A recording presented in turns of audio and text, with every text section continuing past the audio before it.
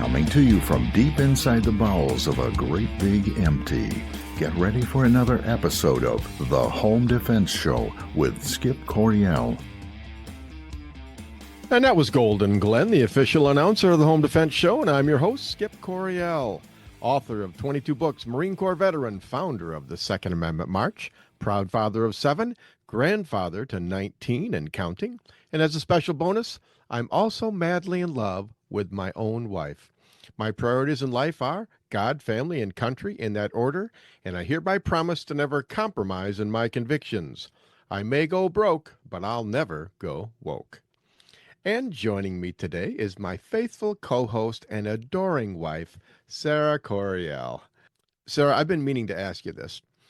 I've already been sick twice this winter, and so have most of the rest of the country, but you've hardly been sick at all. What is your secret? Go ahead and tell the listeners. Red cabbage. Red cabbage. I think so. I find that a little hard to swallow. You're so funny. Well, I am. It's better raw. It's part of my charm. Red cabbage. Yeah, it's better raw. It's better. Well. It is. So red cabbage, that's it? I have a magic tea that I use. A magic tea. Yeah. A magic tea. Yeah. You're going to post that online so everyone else can drink the magic tea and eat the raw red cabbage and never get sick again? Never. Okay. All right. All right. Well, folks, normally I'd say that's a crock, but the truth is she's hardly ever sick, and she does eat pretty healthy, a lot healthier than I do, and I'm the one who's sick. All right. Well, Sara, what's on the show today? Well, today we're talking to former British Marine Commando and self-defense instructor Terry Vaughan, all about how to identify dangerous threats when you're out and about in public. Then, in the shootingclasses.com self-defense report, we'll be speaking with firearms instructor Marty Martin from the great state of Florida. But before we get too far into the show, let's thank our sponsors, United States Concealed Carry Association, shootingclasses.com, and Centershot Indoor Gun Range. Okay, Sara, what's in the news this week? Tables turned on Los Angeles' arson suspect in caught-on-camera takedown. Wrong neighborhood, buddy. A group of residents stepped in and conducted a citizen's arrest after spotting a man allegedly sparking a fire in the brush of their neighborhood in Los Angeles as the region deals with the aftermath of wildfires. Alejandro Martinez, 41, faces a charge of arson, according to the LA County Sheriff's Department. Video posted by journalist Gabe Cortez on Instagram and obtained by Fox News Digital showed a man running down a road being chased by people in cars in a neighborhood in Chatsworth, a suburb of LA. The video captured concerned residents taking matters into their own hands and tackling Martinez. Sheriff's deputies arrived in the neighborhood following the citizen's arrest. When the deputies searched Martinez, they found a lighter in his pocket, a small sum of cash, and a car battery jumper kit. Footage showed authorities removing the illicit items from his pockets following the apprehension. At one point in the video, Martinez could be heard protesting in Spanish, "No he robado nothing, en serio," meaning, "I haven't stolen anything, seriously." Brandon Taylor, a photographer with Traffic News LA, said that he was capturing photos in the area after he was alerted to a brush fire. It just seemed a little strange that there was a guy there after brush fire was reported just a quarter-mile up the road, Taylor explained to Fox 11 Los Angeles. And he's in the bush doing something. After spotting Martinez in the bush, citizens went after him, leading to a swift apprehension. For the neighbors, the suspected arson hits home as many Los Angeles residents continue to pick up the pieces after their homes were destroyed by devastating wildfires. The residents were furious, Taylor said. They've gone through the Woolsey fire, which started just about a mile from there. With all the dry vegetation, they were really concerned about him starting another fire and losing their homes. Yeah, I like that one, just because it's been in the news so much. But this was a citizen's arrest, and people are asking me all the time in my classes, when can someone do a citizen's arrest? Well, I'm not a lawyer, but when I talk to police about it, basically they caution everyday citizens about doing citizens arrest simply because, one, you're putting yourself into possible legal jeopardy. You can't just arrest someone for like parking in a handicap spot or something like that. It has to be something serious, like someone is going to get hurt. And in this case, a lot of people could get hurt. A lot of people have been killed. Their homes have been ruined out in Los Angeles there. But the second thing you have to be concerned about is, am I capable of making the arrest? Can I detain this guy until the police get there? Or is he going to shoot me? Is he going to beat me up? So you got to think about that first. I mean, before you go to war, you count the cost, right? So make sure that physically you can do the job without getting yourself hurt. I like this, Sarah, because the whole neighborhood stood up. They've been dealing with this for a long time. And I think they just were fed up. And it's like this basically, it's not vigilanteism, because vigilanteism is going out and doing justice on your own, where they might actually punish the man. They didn't do that, but they did catch the guy. I get this image in my mind. I didn't see any video of this man running down the road being chased, with pitchforks and flaming torches, chasing this guy. And they chased him down. They caught him, and I think it's great. What do you think? I think this is a great story because the group that was in the picture, in this case, the group was doing a good thing instead of a bad thing. A lot of times we have stories like I've seen a lot of stories where there's mobs or riots causing damage, but in this case, there was one guy trying to cause damage, and the group, the mob, as it were, was enforcing law and order and good things. It's a really neat shift. I love that. Yeah, yeah, I like that too. Your home state is Oregon, and I recall you talking in years past about there being fires up there in that area as well. There were, but they were controlled fires. We burned the underbrush in the forest and kept it cleaned Ah, out. I think that's what I mean. That's what we do here in Michigan, and I think most states do that. California really needs to get some better conservation management. I think you put the environmentalist wackos in charge, and this is what you end up with. I don't think that's all there is, though. There's arson, I think. I mean, a few years ago, our Oregon was really burning terribly. It was really on fire. But arson, as far as I can tell, arson was behind that. So clearly, arson was behind this. So All right, Sarah. Now it's time for our home defense show hero of the week. Who's our hero this week, Sarah? our home defense show heroes of the week are two boys from Pennsylvania, Tamar Boggs and his friend, Chris. Tamar Boggs is a 15-year-old student who lives in Lancaster, Pennsylvania. He loves playing sports, hanging out with friends, skateboarding, and biking. And now he can add being a hero to the list. Tamar was having an average summer day on July 11th. He helped a neighbor move her couch and then settled in to hang out with some friends. But when Tamar and friend Chris Garcia heard a 5-year-old girl had been abducted from their neighborhood, they jumped into action. They formed a search party and rode their bikes all over the neighborhood, looking for the little girl. After locating and chasing down the abductor, they rescued 5-year-old Jocelyn Rojas and were able to return her safe and sound to her parents. Tamar told reporters that he and his friend Chris saw a suspicious car. We looked in the passenger seat. The little girl was in the car. We chased it for about 10 to 15 minutes, and I guess he got scared and let her out in the corner. I picked her up. Well, no, I didn't pick her up. She ran to me and said she needed her mommy, and I rode her back home. Well, halfway, 'cause the way I had her was dangerous, so then I carried her back halfway home.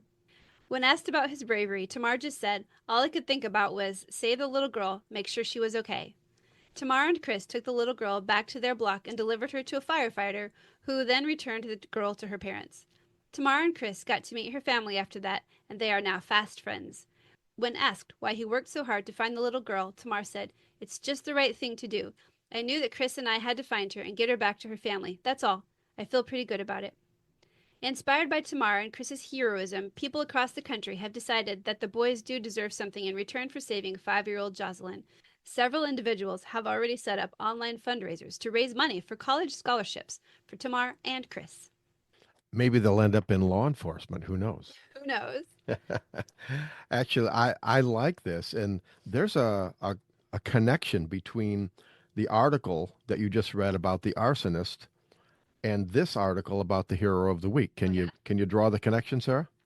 There was a group of people working together to do the right thing. That's right. Private citizens working together. They organized and they went out. They did the right thing. And these two boys, they probably saved this little girl's life. Because usually when this happens, you never see the little girl again. And she's tortured and God knows what else, and then killed so that there's no witnesses, and then buried or just dumped someplace. So, man. They didn't even have to overpower the abductor. No. They just didn't give up. Well, I don't think they grew a conscience all of a sudden. I think they just figured, okay, I thought I was going to get away with this and it was going to be easy, but I'm going to get caught if I don't just get out of here. Yeah. Well, what it tells me, Sarah, is that when good people get involved and help out law enforcement, society is safer. Yep. You gotta do your part to make the good things happen. There's a lot of potential heroes out there, folks. So get involved. Keep your, basically, we're the eyes and ears for law enforcement. You're not a cop, but it doesn't matter. If you see something bad going on and you're capable of intervening and saving someone, then do it. I mean, 50 years ago, that was commonplace and it was expected. But this is encouraging to me because this is a 15-year-old kids here, and they're stepping up. They're doing the right thing. So I feel pretty warm and fuzzy about this one, Sarah. But yeah, they didn't even see it happen. They just heard about it, and they went out looking to see if they could find her. I mean, it's just really proactive. It's great. All right, so we're all going to feel warm and fuzzy now. Sarah, tell us what's coming up next.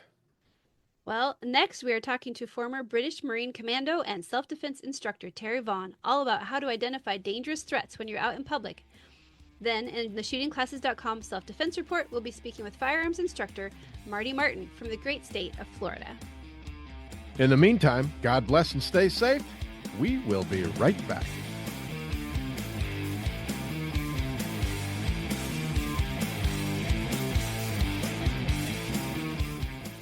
Firearms training should be easy.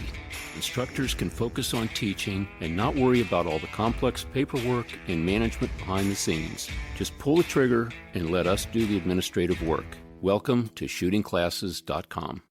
At Center Shot Gun Range, we are passionate about training. Don't know where to start? We offer a 1-hour new shooter seminar to introduce you to the world of firearms and help you find training opportunities specific to you. Concealed carry, home defense, firearm safety, AR-15, private one-on-one training, custom training, or maybe you're on a security team looking to protect your church or business. We even offer weekday morning and evening classes. Center Shot Gun Range has you covered. Start your journey at centershotgunrange.com.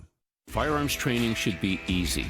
Instructors can focus on teaching and not worry about all the complex paperwork and management behind the scenes. Just pull the trigger and let us do the administrative work. Welcome to shootingclasses.com.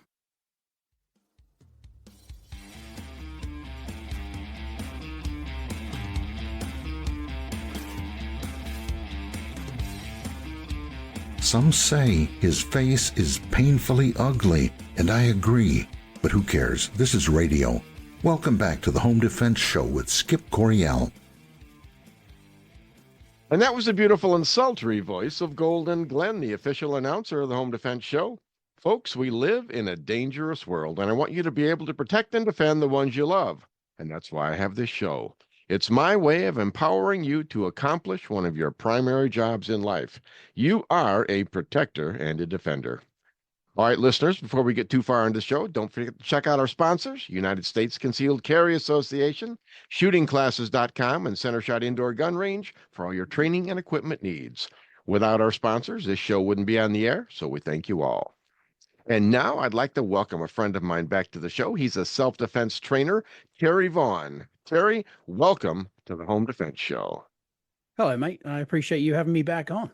Well, thank you so much. You passed the test the first time around, so now you're a regular on the show, Terry. Well, that's unusual. I usually don't get invited back, not even to apologize. Well, Oh, that's good. Well, Terry, you're invited back because I took your training and it was absolutely awesome. Dirt training. We'll get more into that in a little bit. But before we launch into all of your training, give us a little bit of background to who the Flying Liplock is, Terry Vaughan. Just the same old lost soul that was on here the first time. Okay, well. Now I served with the British Royal Marine Commandos. It's been decades since I was in, but it was a hell of a learning experience, and I picked up a lot of pertinent lessons along the way. And I try to share as many of those as I can with the people that I teach personal safety to through DIRT. I think probably one of the most interesting parts for me was I had a stint at the very end of my military time working in a careers office, encouraging other, wannabe Royal Marines to join up. And as part of that, I managed to attend some human behavior and body language training for interviewing. And that kind of set me on a path to being super interested in human behavior in general. And I grew up with a violent father, so I learned a lot of stuff that I wasn't necessarily knowledgeable in the science per se, but I had great instincts when it came to identifying potential threats. And during the course of that class for interviewing and decoding behavior, I realized I had a natural knack. I know that was based on my childhood.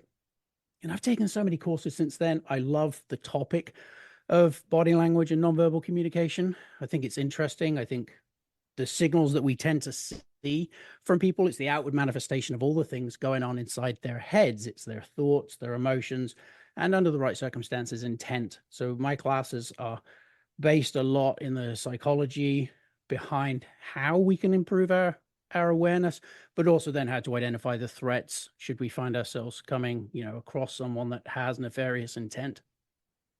Yeah, that's interesting. Most people wouldn't come on the show and start out with, "Yes, I grew up with a violent father." That's unusual, but I kind of relate to that because one of the things that you learn is when to duck. You know, it's like, oh man, and it's like it's instinctive. I couldn't really tell you, exactly the motions or the eye movements or whatever, but you've studied that, so you can decipher all of that stuff, and that's very, very interesting to me.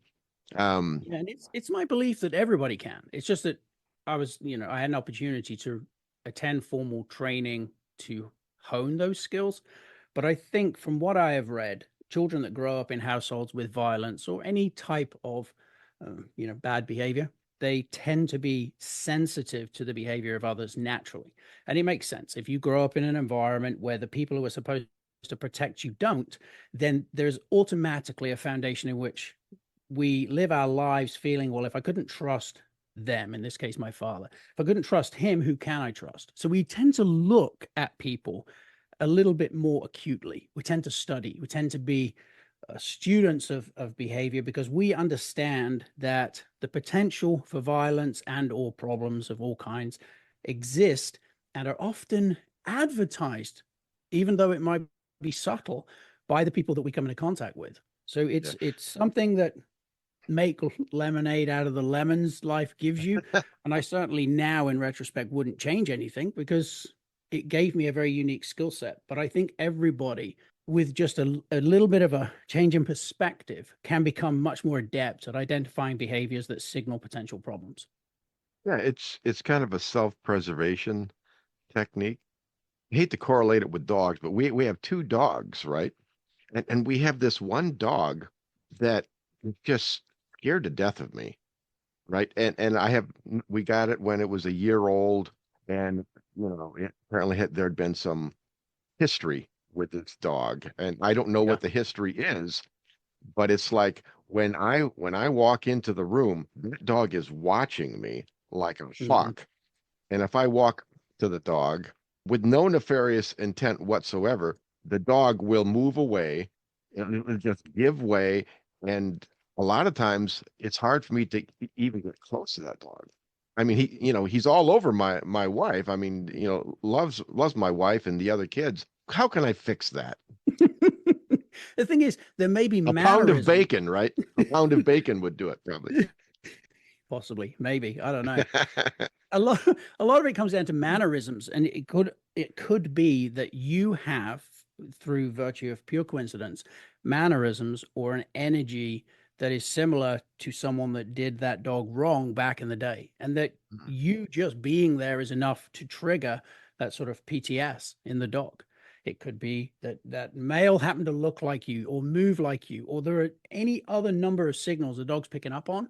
It could be that there's that militaristic undertone of capable of violence at any moment that could be enough to be triggering the dog.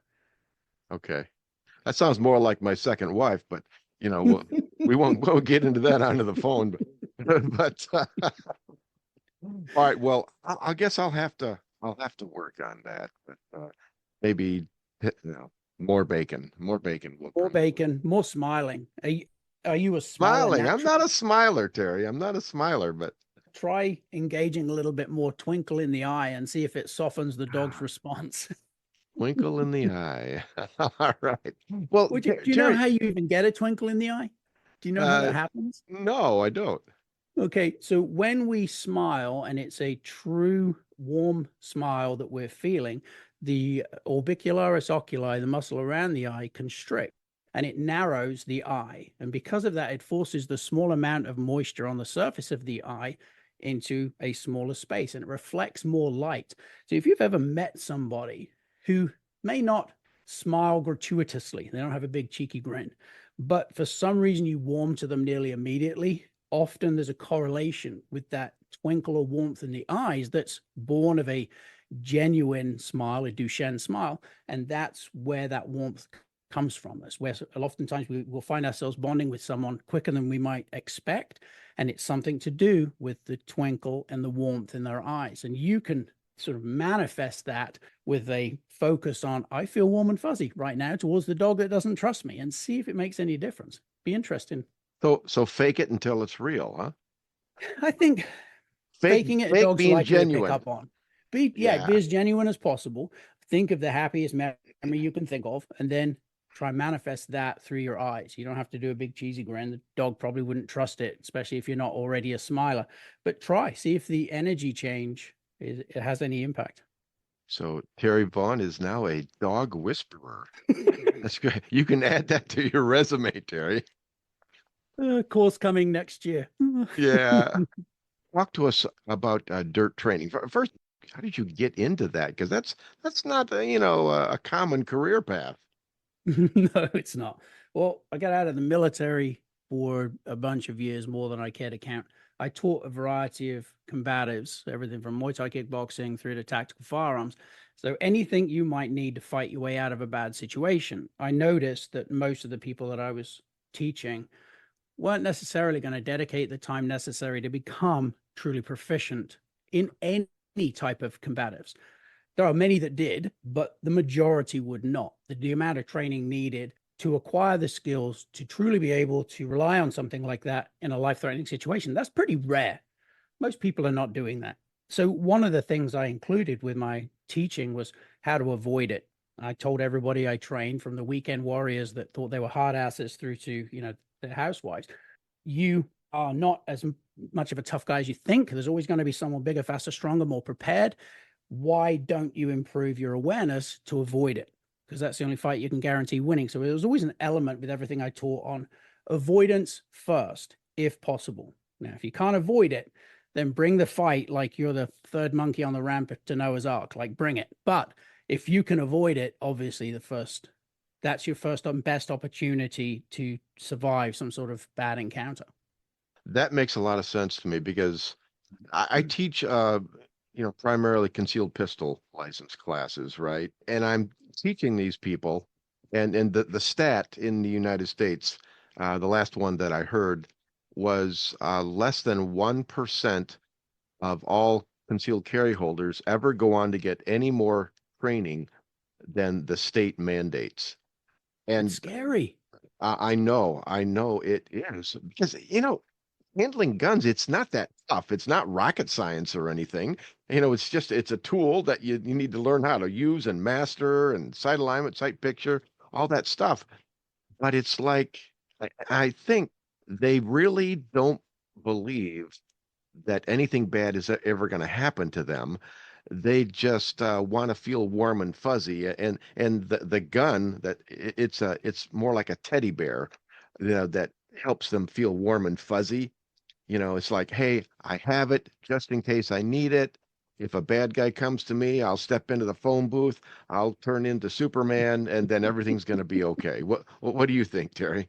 No, I completely agree. With such a small percentage ever going on to truly finesse and polish their skills, what they're carrying around really is a paperweight, because they haven't done anything really to ensure that they're capable of, running a sub 1 second draw time from concealed under pressure with someone, punching them in the face.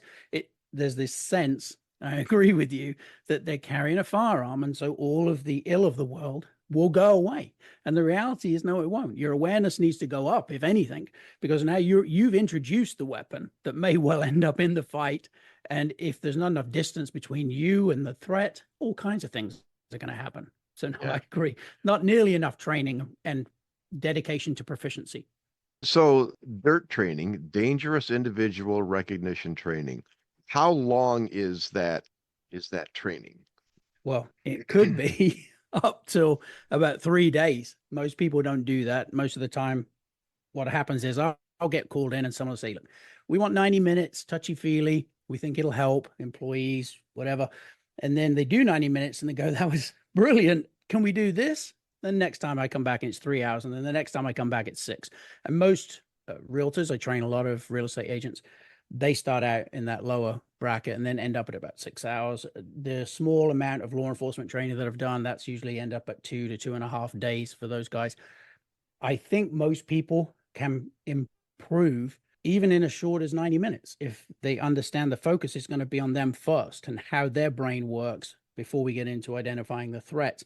At 3 hours, we get both. You get to look at how your brain operates and improving how it scans and its awareness level at any given moment, and then the behaviors that go along with identifying a potential threat. But again, to go back to what you said earlier, most people don't actually believe it will be them, because considering that you might be vulnerable is uncomfortable for most people.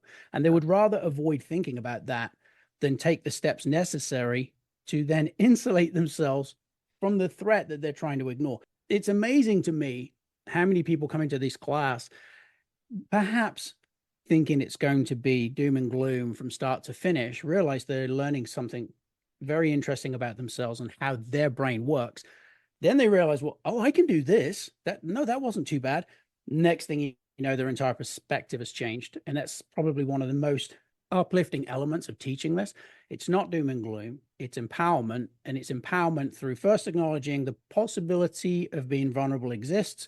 And then how do I shore up my defenses to minimize that exposure? And with a little bit of training, everybody can improve. One thing that I'm always saying in my classes, 90% of personal protection has nothing to do with firearms.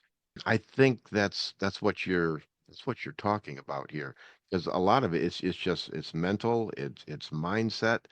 You also have an advanced class, and that's like coming up soon, right? Or The advanced course is still being built, but yes, that is more of a deep dive off of the basic. I truly believe that most people can improve their safety with just the basic training, understanding their brain, improving how it scans, and then looking for the signals that most likely correlate to nefarious intent.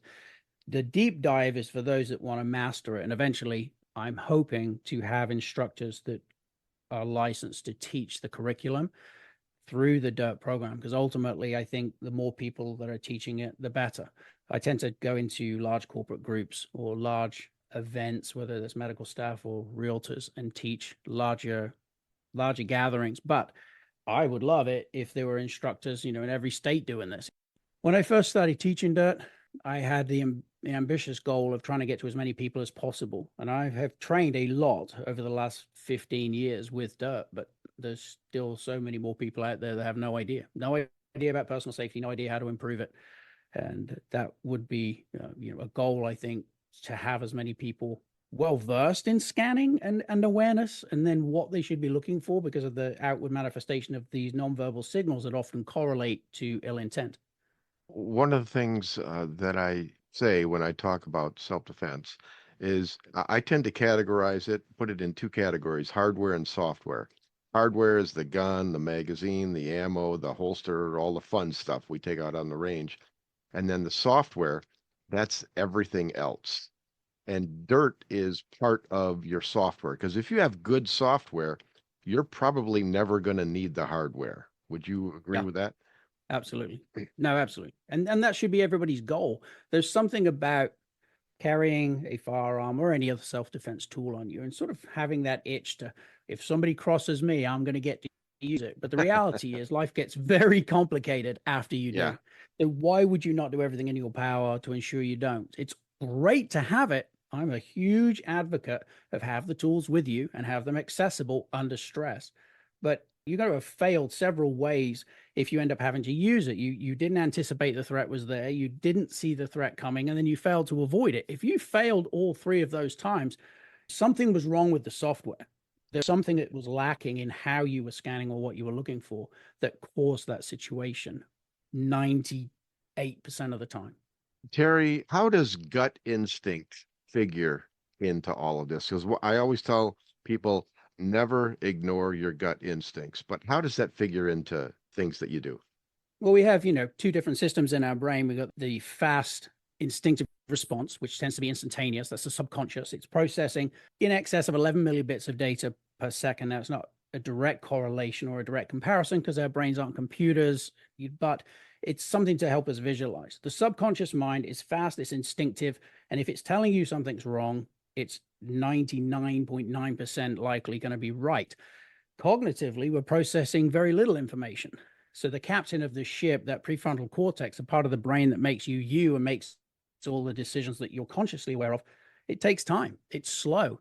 And if you were to put someone in a room with a creepy person and say, give me the signals that person's giving you to make you creepy, they might be able to give you 2 or 3 things if you're lucky. But if you were to take their cognitive conscious appraisal out of the equation and just say, okay, what's your gut telling you? They'll tell you all day, oh no, that was creepy, even if they can't identify why. And that's because their subconscious is processing so much more information in one foul swoop. I think it's something like we can detect a threat in 33 milliseconds at a subconscious level. And it might take us 10 minutes to figure it out consciously without training. So you should always trust your gut. Your gut is in it solely to keep you in one piece.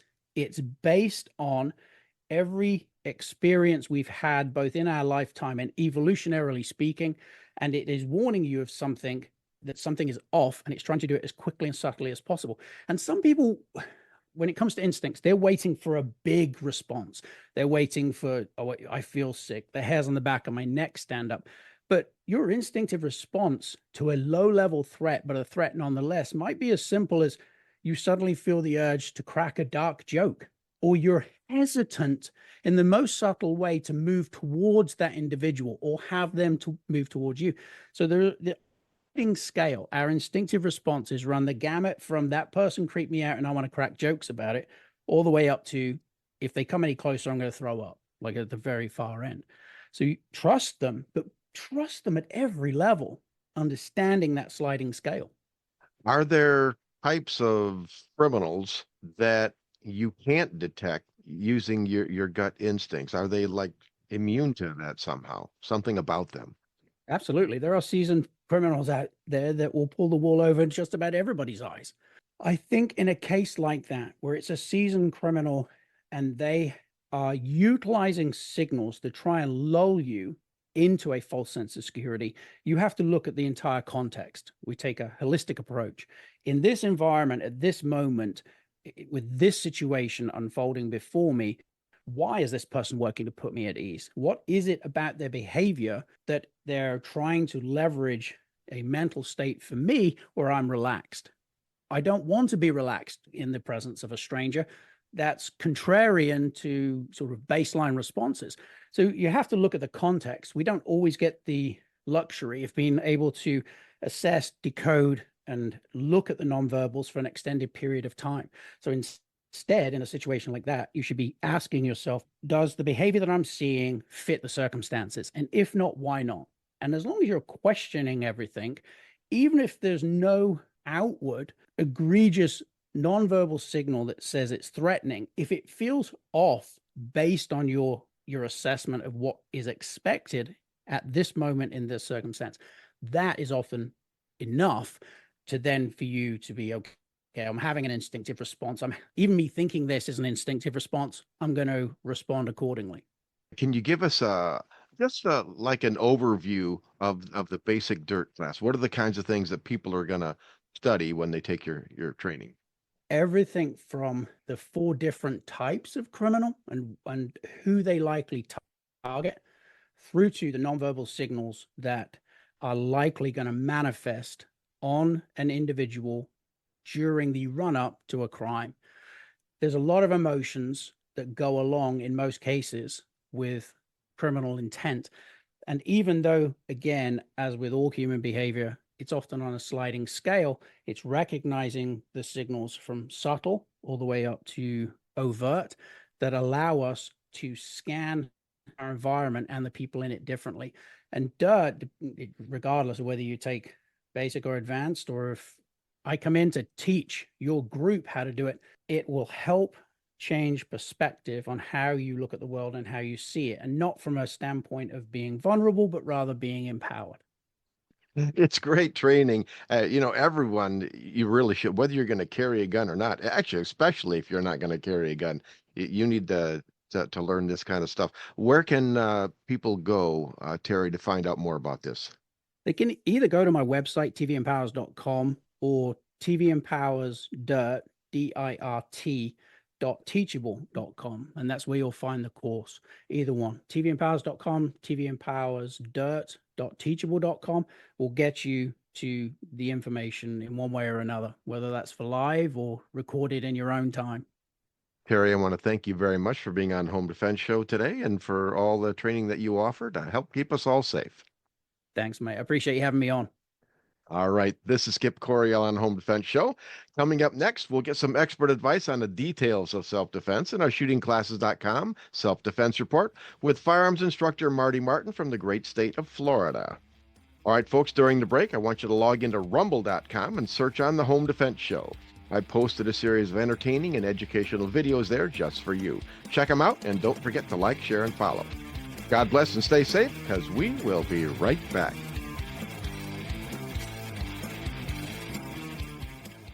Avoid danger, save lives, and keep your loved ones safe.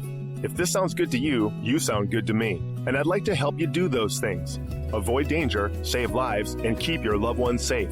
If you're looking for more excitement in your life, we have nothing to offer you. But if you are a thoughtful, responsible, nonviolent man or woman, we'd love to teach you what to do if something crazy happens. More importantly, we'd like to teach you what not to do. We currently have over 500,000 members. They are doctors and single moms and firemen and grandmothers and veterans and Democrats and Republicans and members of every faith. But the one thing they all have in common is that they know exactly what to do if something crazy happens. When you're with one of our members, you are safe.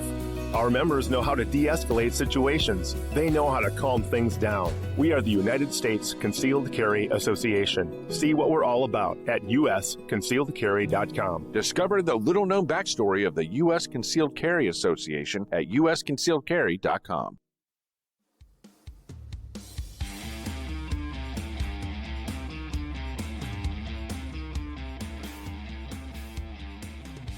He's no Einstein, but he can read and write and feed himself just like a big boy.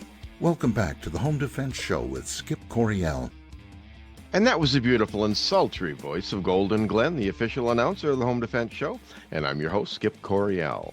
Don't forget to check out our sponsors, United States Concealed Carry Association, shootingclasses.com, and Center Shot Indoor Gun Range for all your training and equipment needs. And now it's time for our weekly self-defense report, sponsored by shootingclasses.com. And today we're speaking with firearms instructor Marty Martin from the great state of Florida. Marty, thanks for coming back on the Home Defense Show today. Oh, you're more welcome, Skip. I appreciate you asking me and always enjoy doing this with you. All right. Well, great. For the benefit of new listeners, just give us a 15-second bio about your training. So I am the lead firearms instructor for all the armories here in the greater Orlando area. And I also picked up a recently new contract where I'm doing all of the 511 international stores. So I work out of there as well. All right, fantastic. And what's the website where people can find out more? mmktactical.com. All right, short and sweet. I like it. mmktactical.com. Yes, sir. All right, Marty, you've done this several times now. You know the drill. I'm just going to go ahead. I'm going to read an article that I've selected, and then you and I are going to talk about it. We're going to just kind of armchair quarterback it back and forth tactically. Here we go. A young father helped police chase down and stop a suspect who allegedly distracted a man at a Phoenix grocery to steal his car. The suspect then drove off with the man's 2-year-old granddaughter. Arnaldo Varela says he was driving home after picking up his wife from work when he saw the commotion on the side of the road and jumped out to help. Phoenix police say 26-year-old Joe Velasquez and his girlfriend, 25-year-old Cynthia Daniela Gracia, distracted an elderly man who had momentarily stepped out of his vehicle at the Fry's Mercado parking lot by 43rd Avenue and McDowell Road.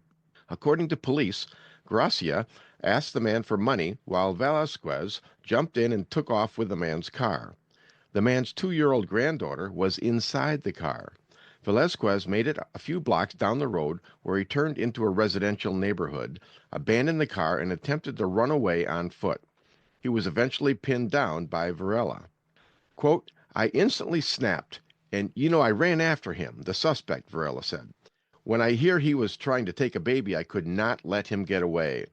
Varela says Velasquez pulled a knife on him. He swung at me a couple times, missed. Finally, he got my finger. That's when I let go. But officers quickly arrived and arrested Velasquez. The 2-year-old girl was found inside the car. She was not harmed, police say. His girlfriend, Gracia, was found and arrested at a nearby home. The homeowner, whose residence Gracia was hiding at, says it was their 14-year-old granddaughter who saw Gracia trying to break in. They said their teen girl grabbed Gracia by her hair and kept her on the floor until police responded. Varela says he's just happy he was able to help. He says the child's grandfather offered to buy him new shoes. The ones he was wearing were stained by the blood coming out of his finger. He says he got 7 stitches in his index finger from the suspect swinging the knife at him, but he is expected to be okay. Both suspects are in custody facing kidnapping and aggravated assault charges. All right, well, Marty, there's a lot there. Where do you want to start? I think that we start first with just educating your listeners on the fact that in many states, and specifically here in Arizona where this situation took place, under Arizona law, it allows people to use reasonable force to protect themselves and others if they believe it's necessary. This includes the right to use deadly force in some circumstances. So what we have here is a situation where someone decided that they would, in fact, attempt to help someone else. And that's a decision that I think every person who makes a decision or sees a situation like this needs to prepare themselves before an event happens. In some situations, you have to weigh whether or not you're putting your safety and the safety of the other individuals at risk if you're not capable of being able to perform the act that's necessary. If we look at this situation, the individual, this young man that did stop the car driver, he did get cut with a knife. And then you have the female that got pulled to the ground and held to the ground. So I just think it's important that people understand in their community, are they protected by their laws if they decide they want to participate in that? And if they do, I think that's a good thing. But again, let's weigh out whether or not we have the capability of doing that successfully, not put ourselves in harm's way, and then lead first responders to have to come rescue us as well. Yeah. Yeah, there's a lot there. There's just a whole bunch there. Marty. I wonder if, in hindsight, if the man who got cut, if he had gone through with it, despite that, and after watching the video, you and I had the benefit of watching a video. Sounds like he probably would have done it anyways. I think so. I think that's a really fair assessment. I'm not 100% sure that he really thought things through as much as he just responded, Skip. He saw Yeah, somebody that was in trouble. He realized that this situation was bad. And as he basically indicated, he just wasn't going to see someone's granddaughter or someone's child being kidnapped, and he wanted to participate. yeah. Well, And there that. aren't that many people that'll do that today. Yeah, yeah. Well, 50 years ago, it was almost commonplace to, put someone else's well-being ahead of your own. Right. Today, they're more likely to stand back and live stream it off their cell phone. Exactly. So, Exactly. Yeah. I like that he was a hero. Well, I think the important thing is there was law enforcement responded to him in a positive way, in the respect that they realized that he had stepped in and that he had tried to help. Yeah. Again, I think it depends on where you are. That might not always go that way in your favor. So there's a lot to be said for that. And again, I would just bring to your listeners' attention, check your laws, know what your laws are, where you are. And in Arizona, you're allowed to help people with reasonable force if you believe it's necessary. Just make that decision before you find yourself in that position. Are you willing to do that? And how far are you willing to go? Yeah. Count the cost before you go to war. Exactly. Um, and one of the things that struck me, Marty, and you can comment on this as well, is he ended up having to take on a man with a deadly weapon with his bare hands, Right. and it's really difficult to take a knife away from someone who is basically trying to kill you or hurt Right. you severely. It's not like on Hollywood movies where you kick the knife out of his hand or do a backflip and then kick him in the head or something. You need some major skills to do things like that. And I guess for me, that's why I carry a gun, because I never really know what I'm going to be up against. Exactly. Exactly. And that's why I say that people should evaluate what their potential is, how far are they willing to go, so that before they get themselves into a compromised position. I think that this young man was lucky that all that happened was he got his finger cut. That could have definitely, again, he put himself in harm's way, and that could have definitely gone against him. Yeah. And so those are things that need to be brought out. I think when self-defense instructors, firearms instructors, people come to concealed carry classes, is worth some level of discussion. You're going to be accepting this responsibility. Are you willing to take that responsibility, and do you understand the full culpability of that? Yeah, and people, it's so deeply ingrained in them after watching so many movies. It's like there's a huge gap between what they think they can do and what they can Mhm. actually do. Exactly. Very much so. All right. Well, hey, Marty, there was a lot of good things. I mean, we had a good outcome here. Both bad guys were caught. The little girl obviously was saved. The old man even got his car back. So this was Right. good all the way around. Yes. So Yes. hey, fantastic. Marty, before you go, tell us again, where can people go to find out more about your training? If they're on the internet, they can look us up under mmktactical.com. All right, Marty, mmktactical.com and also shootingclasses.com. All right, Marty, thank you very much for being on the Home Defense Show today. Once again, Skip, thank you very much for having me, and I hope that your listeners got something out of this. We appreciate them all. All righty. Okay, folks, that about wraps it up for this week's show. I've had a good time, and I hope you have too. Please don't forget to thank our sponsors, Center Shot Indoor Gun Range at centershotgunrange.com, shootingclasses.com to help you find the right trainer for your needs, and United States Concealed Carry Association. For all your self-defense needs, go to uscca.com. I've written 20-plus books, and they're all available on Amazon.com in paperback, ebook, and audiobook. This week, check out my book, Blood in the Streets, Concealed Carry and the OK Corral. It's all about politics and the Second Amendment. And also check out the Home Defense Show videos on rumble.com. And if you want training from me in person, then check out Midwest Tactical Training at shootingclasses.com. Please join us again next week for all your home defense needs. In the meantime, God bless and stay safe. Thank you for joining us this week on the Home Defense Show. Now, get out there and protect the ones you love. We'll see you next week with more of the best. Bye-bye, boys! Have fun storming the castle!